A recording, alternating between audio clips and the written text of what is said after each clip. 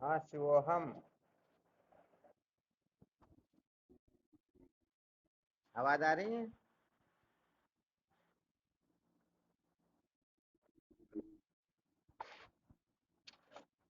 क्या विषय चल रहा था अपना?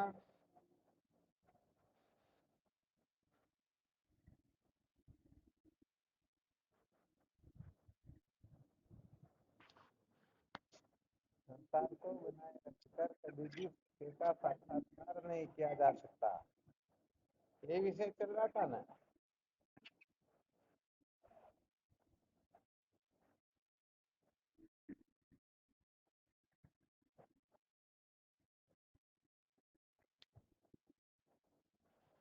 चलो इसी पर थोड़ी मीमांसा कर लेते हैं, विचार कर लेते हैं। हम संसार को बनाए रखकर भगवत प्राप्ति करना चाहते हैं अथवा शास्त्रों शास्त्रोक्त रीति से भगवत प्राप्ति करना चाहते हैं। इसका क्या फॉर्मूला, क्या थर्मामीटर है, कैसे समझा जाए? हाँ, इसके लिए कोई भी साधक अपना अनुभव प्रकट करे।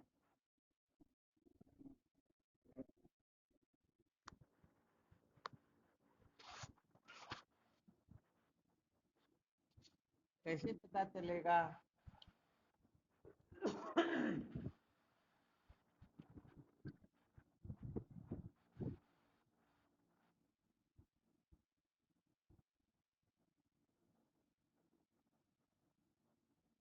कोई अपना अनुभव प्रकट करेंगे या नहीं? चलो अपने बारे में नहीं कर सकते, कोई दिक्कत नहीं। दूसरों के बारे में तो पता चल जाता होगा ना कि भाई ये संसार को बनाए रखकर भगवत प्राप्ति करना चाहता है अथवा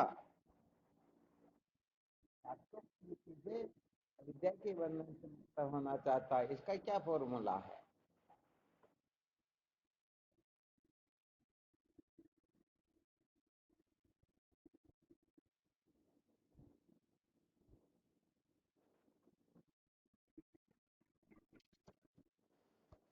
देखते हैं।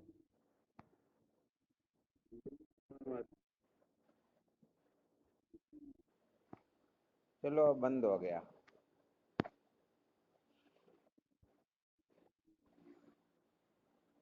अब तो साफ आवाज आ रही है।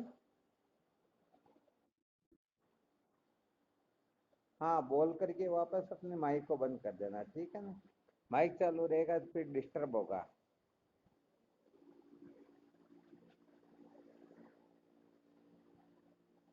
वैसे देखा जाए तो यदि इस रहस्य को नहीं समझेंगे कि हम संसार को बनाए रखकर भगवत प्राप्ति करना चाहते हैं अथवा नहीं, तो ये सच्ची बात है कि हम संसार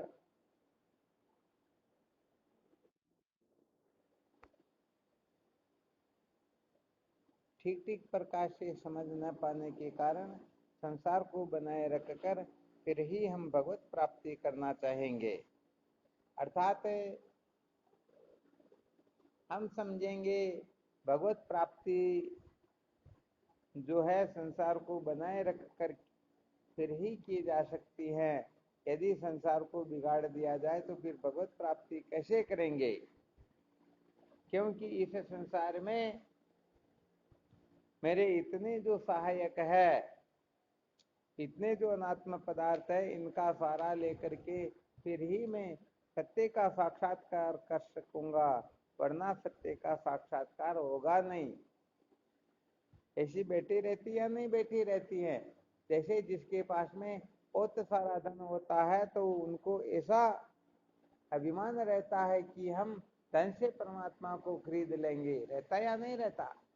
जिनके पास में पद प्रतिष्ठा का अभिमान होता है तो हम हमारी पद प्रतिष्ठा का क्या करेंगे?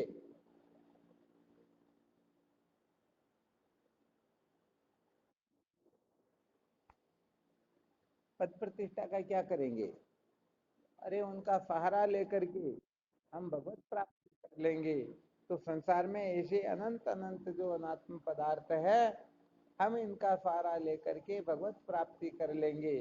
तो ऐसा सोचना ये केवल मात्र उनकी संकीर्ण मानसिकता ही है, क्योंकि वास्तव में इनके द्वारा कभी भी भगवत प्राप्ति नहीं हो सकती है या नहीं हो सकता है।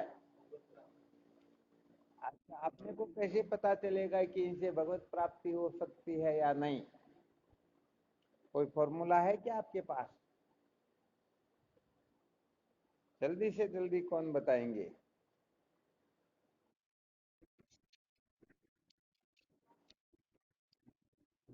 हाँ नहीं, वो प्रसंग अलग है। अभी जो प्रश्न प्रश्न किया गया कि अनात्म पदार्थों का आश्रय लेकर के हम भगवत प्राप्ति कर लेंगे, सत्य का साक्षात्कार कर लेंगे, क्योंकि ये बात तो अच्छी तरह से समझ में आ गई है कि सत्य को जाने बिना कभी भी दुखों का अंत हो सकता ही नहीं। और उस सत्य को ठीक ठीक प्रकार अनुभव करने के लिए ये संसार को बनाए रखने का जो आग्रह होता है, ये बहुत बड़ा प्रतिबंधक होता है। परंतु यहाँ पर थोड़ी कल्पना कर लेते हैं कि जितने भी अनात्म पदार्थ है, कर्म धन भोग आदि, इनके अलावा पद प्रतिष्ठा आदि जो कुछ भी अनेक प्रकार की विद्याएं, कलाएं, चतुराइयां, पता नहीं संसार के जीवों के हृदय में क्या क्या कचरा भरा हुआ है, तो इन सब से हम भगवत प्राप्ति कर सकते हैं या नहीं?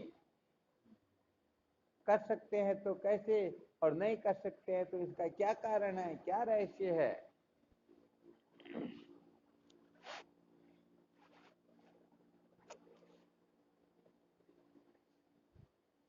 इतना टाइम लगा तो इसका मतलब बुद्धि विवेक से शून्य है, क्योंकि हजारों बार इसके ऊपर चर्चा की जा चुकी है। यदि देखो दिमाग अपना स्वतः जो काम नहीं करता है ना, तो फिर तो गड़बड़ घोटाला होगा। अरे ऐसी युक्ति प्रस्तुत करनी है कि इस प्रकार से अमृत तत्व की प्राप्ति नहीं हो सकती है। हाँ बोलो। ठीक बात है।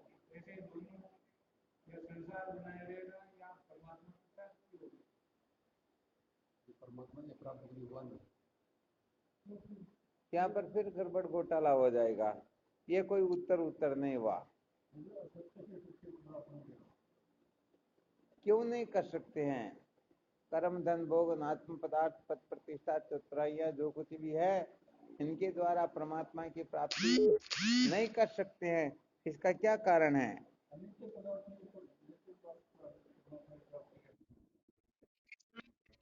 हाँ शिवम बोलो।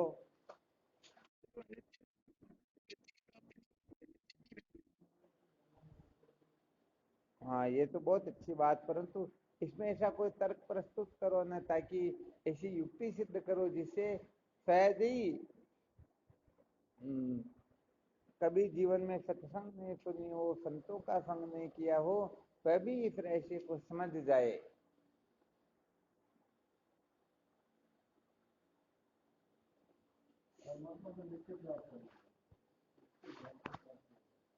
ये तो समझदार लोगों की बातें होती है। अभी संकेत किया गया था, जिन्होंने जीवन में कभी सत्संग नहीं सुना, संतों का संग नहीं किया, वह भी इस युक्ति को समझ जाए। हाँ कि बिल्कुल सत्य बात है।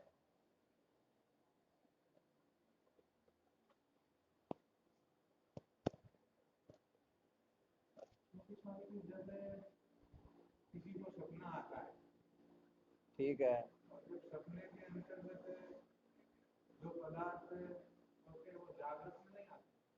हाँ ठीक है।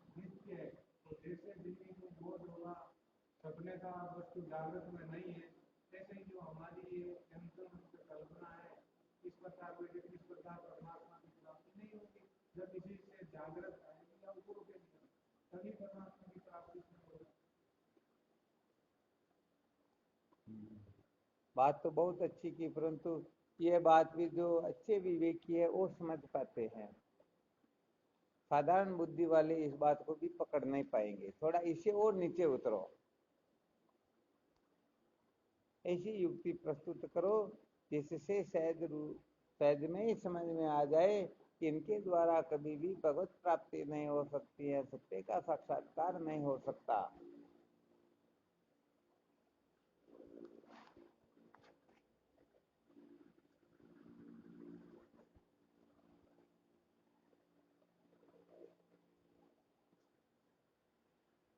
नहीं आ रहा? आप में से बोलो भाई कोई और।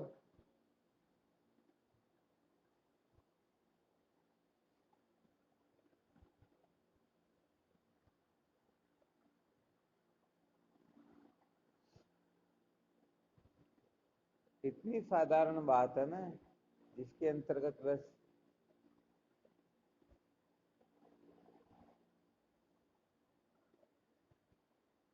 जो कहने का मतलब प्रत्येक जीव का अनुभव प्रमाण हो,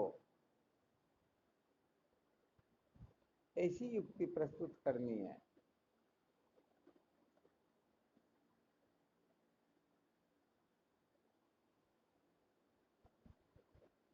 रामदेव जी महाराज, कुछ आ रहा हो तो सुनाओ।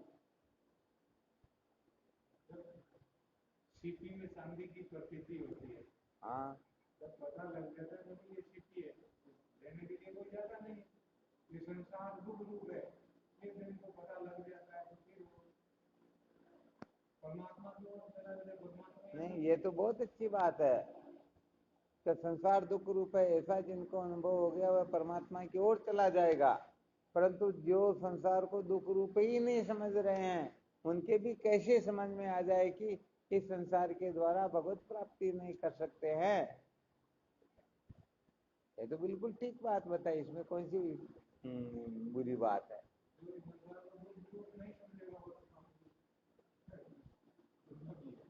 क्यों? हाँ, उनको भी अच्छी तरह से समझ में आ जाए कि संसार को बनाए रखकर भगवत प्राप्ति नहीं की जा सकती, भले ही वो संसार के पदार्थों में ही रचे पचे क्यों न रहे।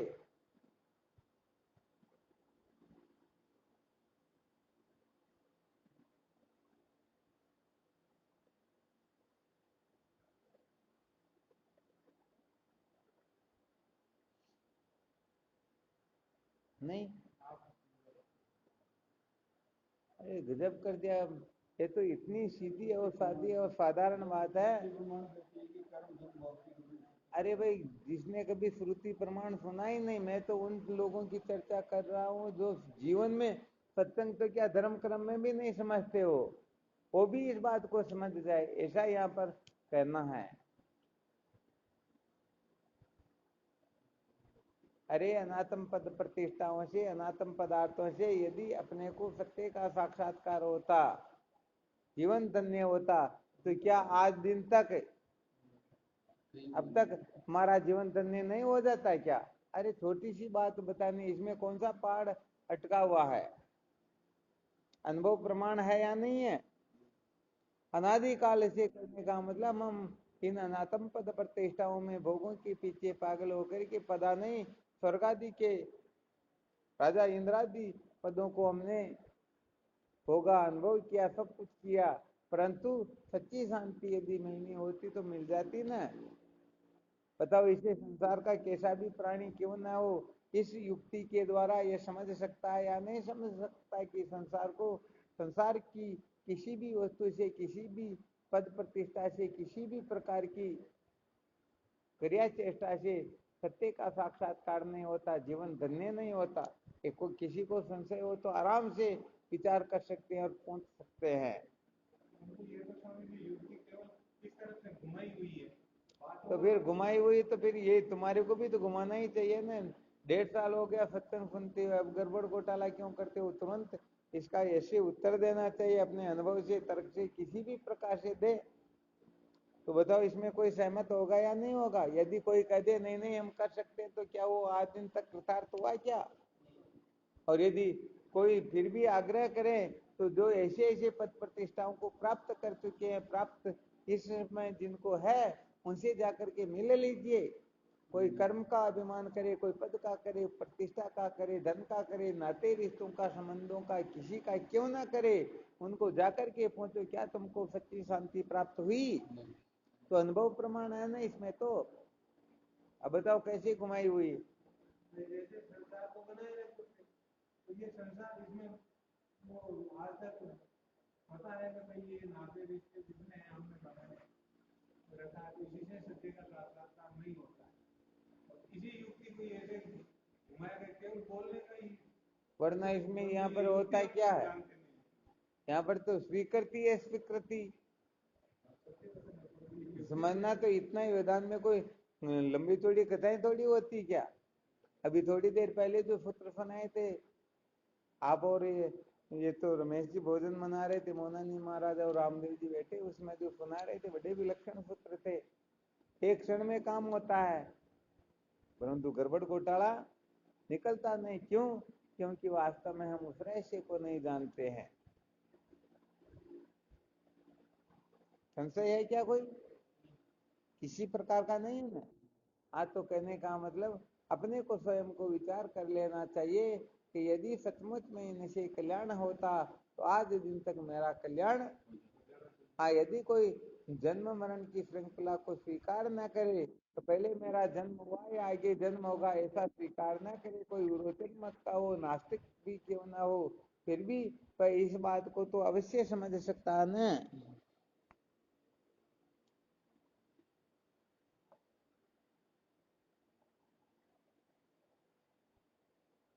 अच्छी तरह से समझ सकता है कि आज दिन तक मुझे सच्ची शांति नहीं मिली। यदि सच्ची शांति मिल जाती तो ये भागा दौड़ जो है व्यर्थ की, ये शांत हो जाती। आ गया समझ में?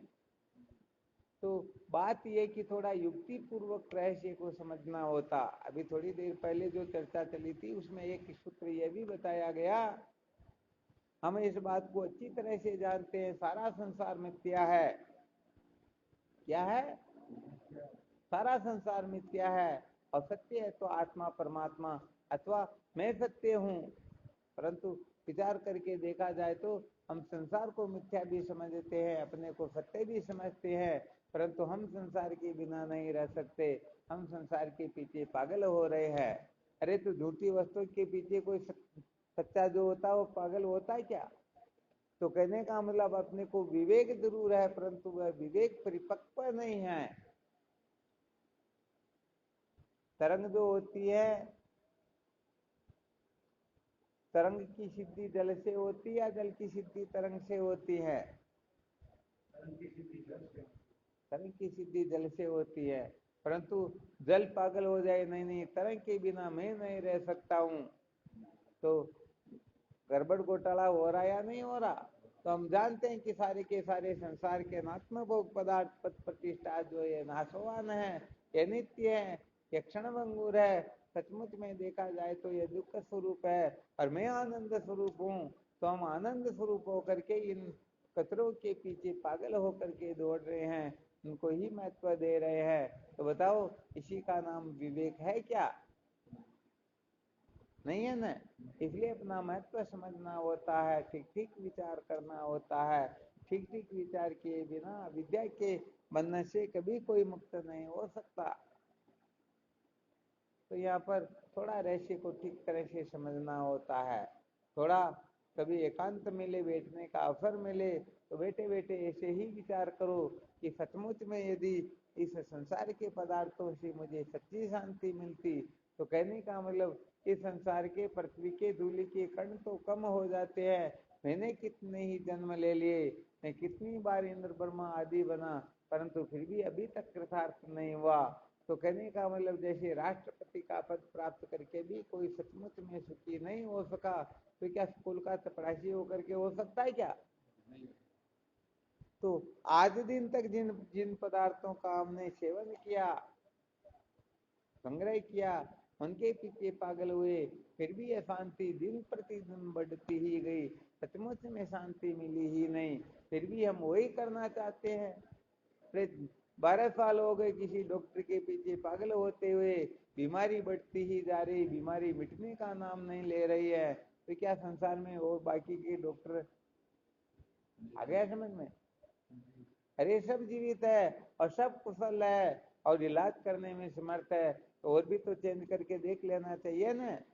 तो आज दिन तक जिन जिन पदार्थों का हमने संग्रह किया, संग किया, भोगा, अनुभव किया, पता नहीं क्या क्या किया, इससे सच्ची शांति नहीं मिली।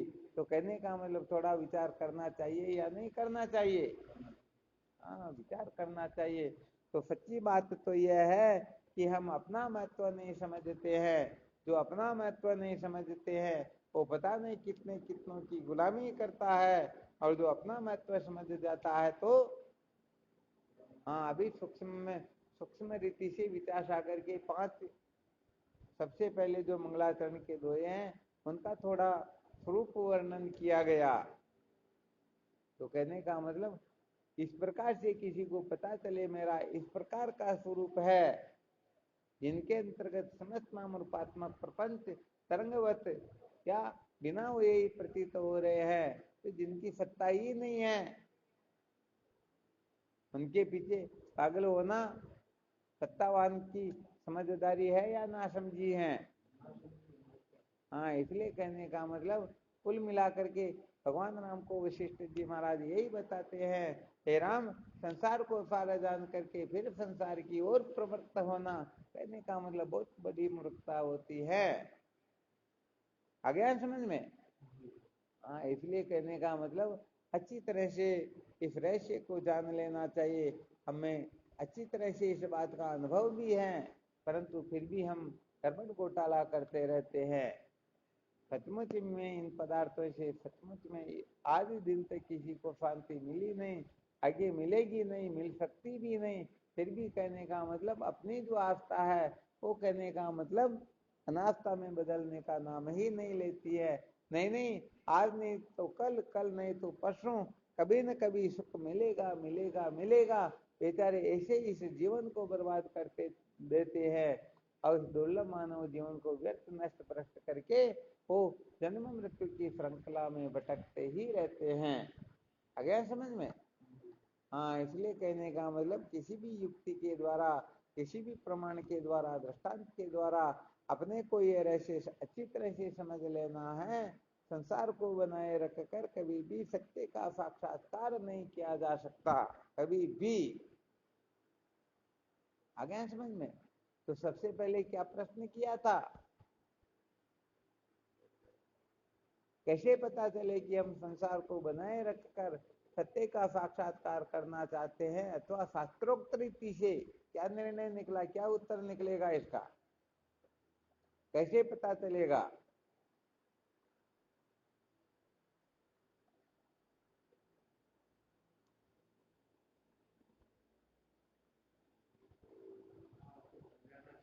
हम्म, ये बनाए रख कर दे दे साक्षात्कार होता सत्य का, तो आपको भोजन वो तो पहले कथन कर दिया गया। अब यहाँ पर सबसे पहले जो प्रश्न किया गया सत्य उपक्रम में सर्वप्रथम जब अपना ये शुरू हुआ विषय, उसमें एक प्रश्न किया गया था, कैसे पता चले, कैसे पता लगाया जाए कि हम संसार को बनाए रखकर सत्य का साक्षात्कार करना चाहते हैं अथवा हमारे तत्ववेता महात्माओं ने जिस प्रकार से सत्य का अन्वेषण किया, साक्षात्कार किया, उसी प्रकार से हम करना चाह रहे हैं। कैसे पता चलेगा इसका?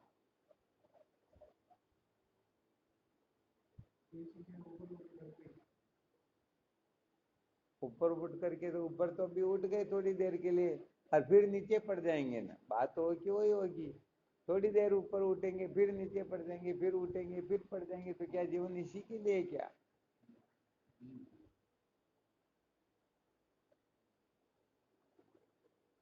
कैसे पता चले? हाँ शिवम बोलो।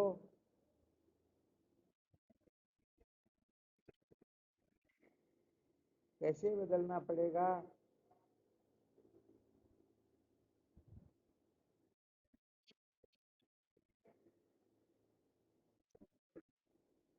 अच्छा चलो, बहुत अच्छी बात बताई। सांसारिक विचारों से तात्पर्य जैसे दृष्टांत के रूप में एक दो सूत्र बताओ।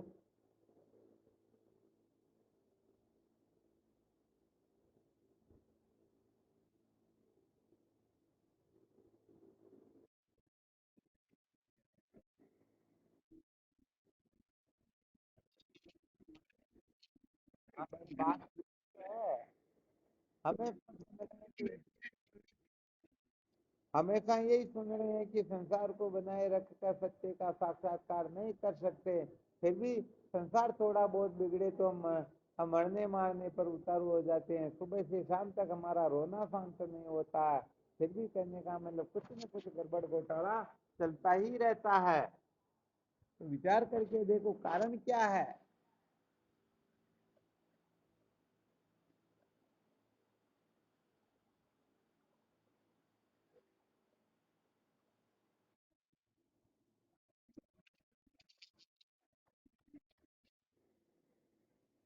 नहीं फंसे हुए हो तो ठीक है, तो अपने को पता नहीं चल रहा था इसलिए फंसे हुए हैं, अब तो पता चल गया ना कि वास्तव में संसार कीचड़ है, ये दुख स्वरूप है, ये नित्य क्षण भंगुर है, सचमुच में संसार को बनाए रख कर सत्य का साक्षात्कार नहीं कर सकते हैं, फिर भी कहने का मतलब इतना सब कुछ जानते हुए भी हम पागल उसी तरफ हो रहे, ये कारण क्या है।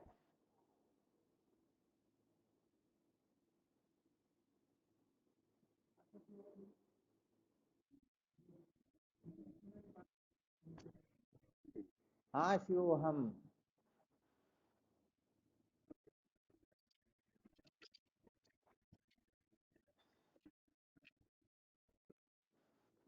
बहुत बहुत सुंदर बात बताई, बहुत अच्छी बात है।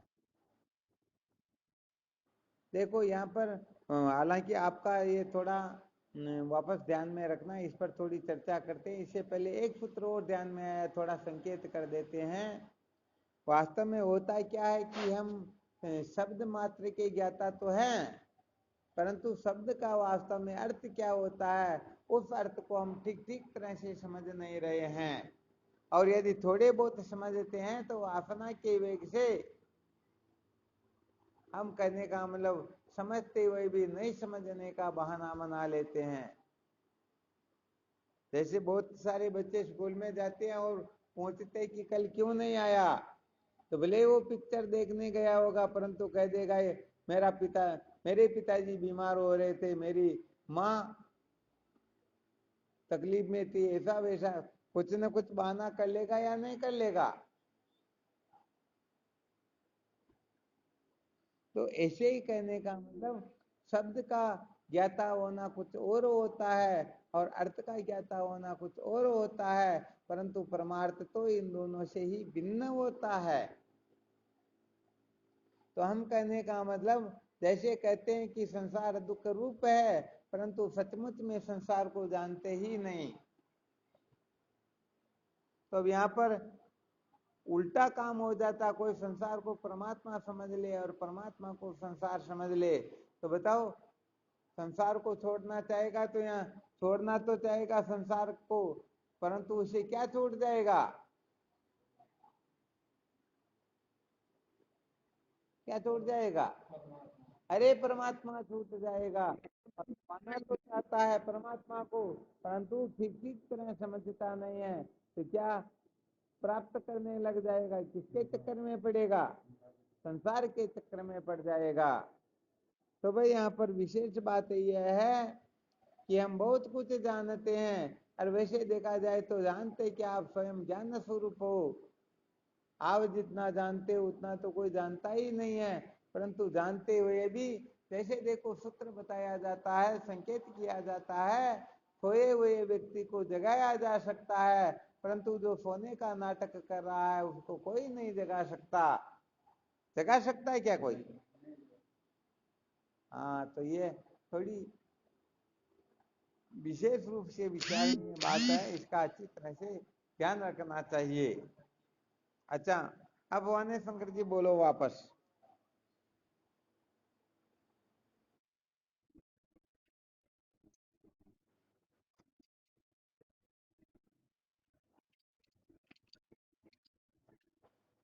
क्या बात है, संसार को तो मिथ्या समझते हैं परंतु अपूर्ण। बहुत अच्छी बात है।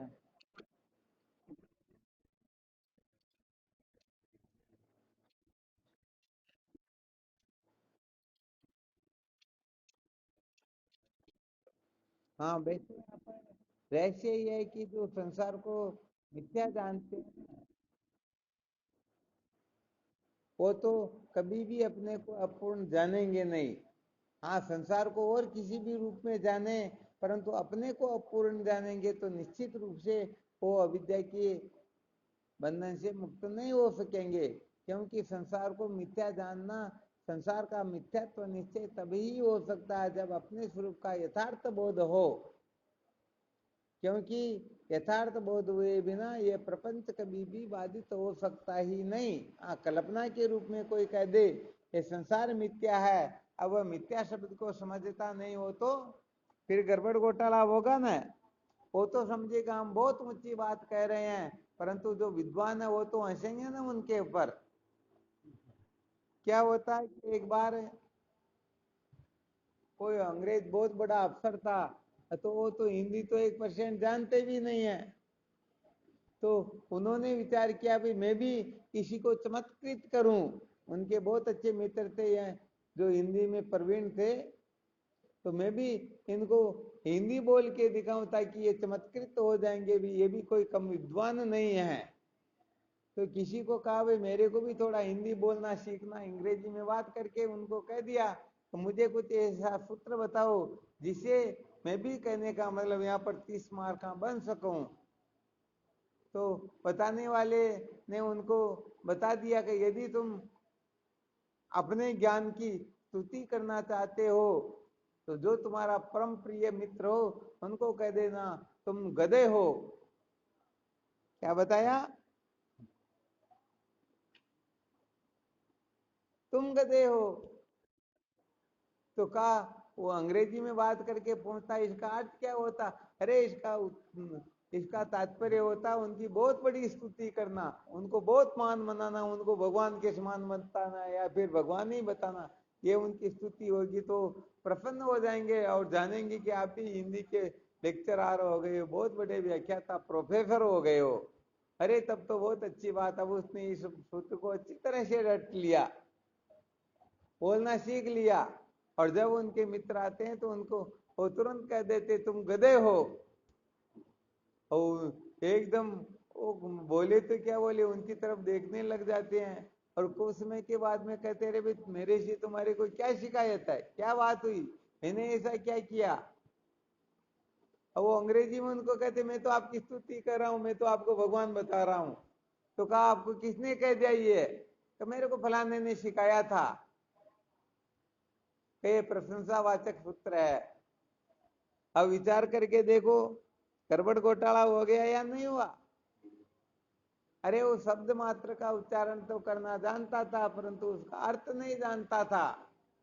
तो ऐसे ही कहने का मतलब शब्द मात्र के यदि हम ज्ञाता हो जाए परंतु उसका अर्थ नहीं समझे तो सच्ची बात है वो शब्द जो होता है वो बोध रूप होता है। क्या होता है? वो एक प्रकार का बोझा ही होता है। इसलिए हाँ, सचमुच में सत्य बात है। जब तक हम संसार को असार न समझे, अनित्य न समझे, मिथ्या न समझे, जगत को असत्य न समझे, ये सारी की सारी कक्षाएं होती हैं। साधक प्रारंभ में इस प्रकार से समझता हुआ अंत में इस जगत को असत्य समझ करके वास्तव में इनके चिंता भाव का निश्चय करके सदा सदा के लिए कृतार्थ हो जाता है, उनका जीवन धन्य हो जाता है। तो भाई बात यह है संसार को बनाए रखकर सत्य का साक्षात्कार नहीं किया जा सकता।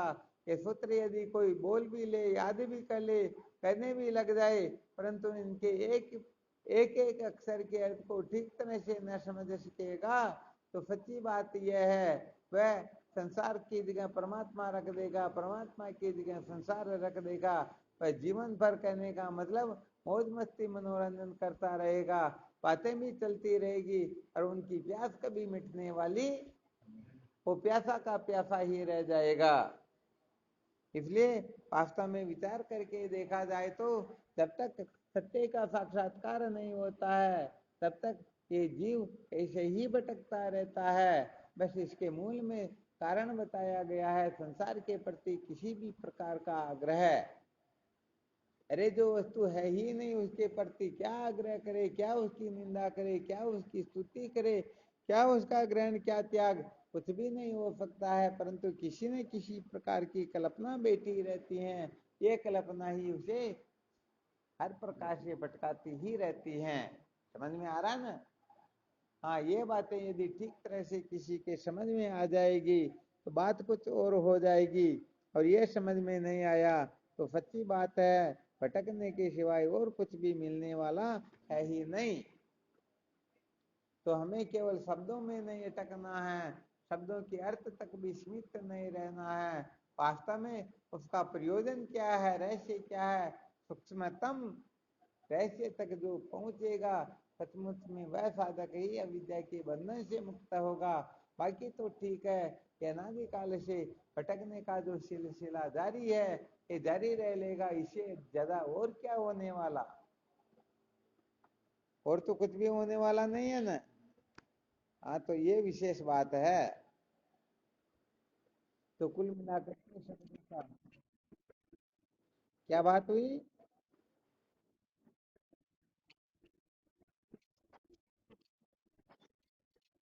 हाँ भाई, इतने दिनों अनादिकाल से भटकते आ रहे हैं तो और भटक लेंगे।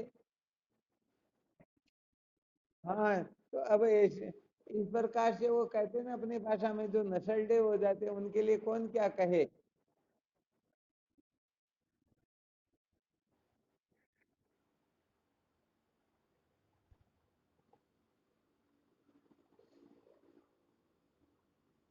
हाँ, तो वास्तव में सच्ची बात तो ये है, अपनी महिमा को समझना होता है। वास्तव में अपनी महिमा क्या है, वास्तव में हम सच्चिद आनंद होकर के भी इस अनात्म पदार्थों के पीछे पागल होकर के भटक रहे, बहुत बड़ा आश्चर्य है या नहीं है? अरे जैसे कोई चक्रवर्ती सम्राट का बेटा हो और कहीं भिक्षा मांगने के लिए 1-2 रुपए के लिए हाथ फैला रहा हो, तो बड़े आश्चर्य की बात है या नहीं है? तो ऐसे ही हम सच्चिदानंद रूप होकर के फिर भी पागलों की तरह भटक रहे हैं। हम जीने की इच्छा करते हैं, जानने की इच्छा करते हैं, भोगने की इच्छा करते हैं।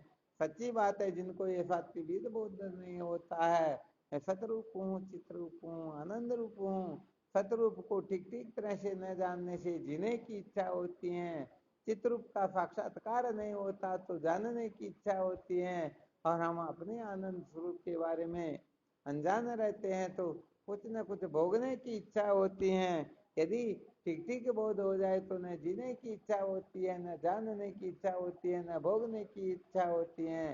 जीने की इच्छा नहीं होती है, क्यों? क्योंकि वह जन्मा ही नहीं तो मरेगा क्या। जानने की इच्छा नहीं होती क्योंकि वह स्वयं ज्ञान स्वरूप है। भोगने की इच्छा नहीं होती है क्योंकि स्वयं आनंद स्वरूप होता है।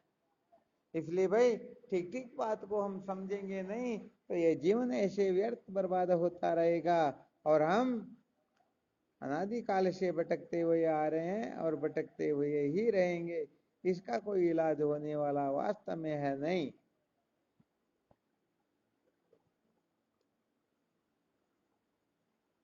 चलो ठीक, कोई शंका हो तो देख लो, फिर कल चर्चा करेंगे। और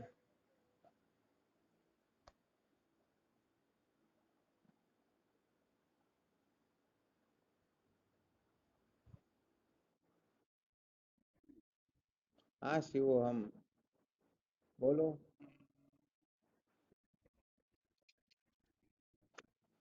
हाँ चलो, बिल्कुल लिखवा देंगे। चलो, बहुत अच्छी बात है। कुल मिलाकर के इस बात को अच्छी तरह से निश्चय कर लेना, जिनको जीने की इच्छा होती है, अनात्म पदार्थों को जानने की इच्छा होती है, शब्दादि विषयों को भोगने की इच्छा होती है, तो अभी तक सचमुच में उनको अपने सच्चित आनंद स्वरूप का यथार्थ बोध हुआ ही नहीं।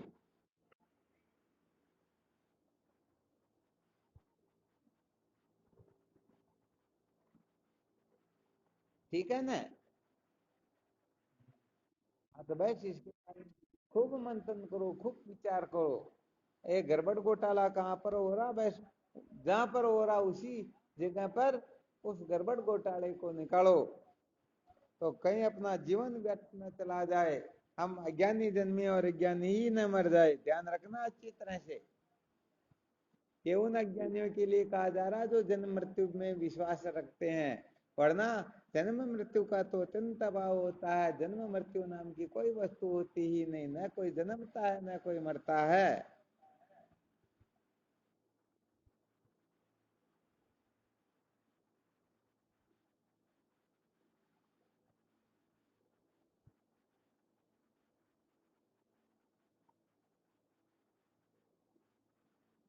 ठीक शिवोहम।